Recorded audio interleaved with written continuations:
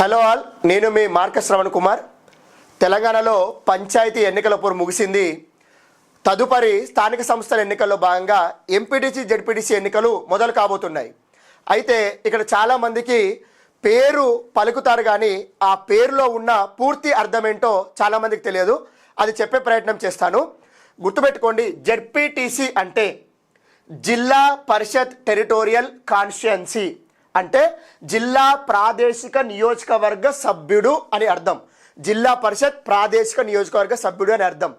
MPTC అంటే మండల్ పరిషత్ territorial constituency, అంటే మండల పరిషత్ ప్రాదేశిక నియోజకవర్గ సభ్యుడు అని అర్థం.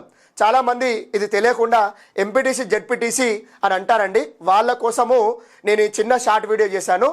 మరియు పూర్తిగా స్థానిక సంస్థల ఎన్నికల్లో భాగంగా అసలు ఈ ఎంపీటీసీ జెడ్పీటీసీలను ఎందుకు క్రియేట్ చేశారు, వాటి యొక్క ప్రాముఖ్యత ఏంటో నేను మళ్ళీ మరొక లాంగ్ వీడియోలో ఎక్స్ప్లెయిన్ చేస్తాను. తప్పకుండా చూడండి ప్లీజ్.